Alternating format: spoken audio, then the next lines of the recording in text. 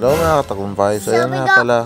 Umaga pa nagaya ang mga happy kids. So yan sila, si Kuya Gian, si Ingrid, at ang ating pamangkin, si Pinpin. So kami nga pala ay pupunta niyan sa Unitop Mall upang sila ay maglaro. So yan, kasama na namin ngayon ang kanilang Nanay Ingrid. Habang kami naglalakad paakyat, tuwang-tuwa ang tatlong bata. Ayan o, kung titingnan nyo. O yan o, happy-happy yung mga holidays. O, si Kuya Pinpin. Hindi pa namin kasama dyan, tanggol. Yeah, o tingnan mo si Ate Ingrid namin, o, padance-dance po. O si Kuya Carlo namin, palakad-lakad lang yan. Relax ng lakad niya, nakapamayuwang pa. Kasi nga, maglalaro yan. Pero yung chinilas niya walang bihis-bihis yan. Carlo maglakad ng ganyan.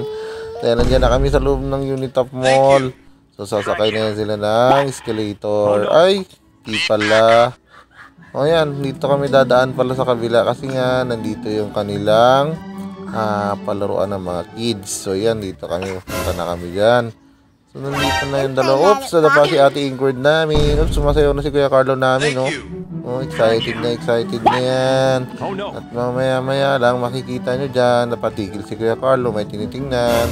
Kala nyo dyan kami, oh yan na, ito na. Tingnan mo si Ate Ingrid at si Kuya Pinpin, no? Diba? Yan, dance na. Laro lang silang laro dyan sa mga laruan na yan. No? May isang bata silang kalaro. Yan si Ate Ingrid namin, no? Nagsakay na ng horse.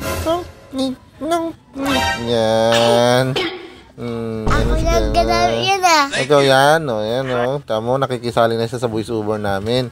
Ayan, kung tignan mo, tumatambling-tambling na si Ate Ingrid namin, o. Si Kuya Carl, tsaka si Kuya Pinpin, o. Naghabulan sila doon sa kabilang ng palaruan.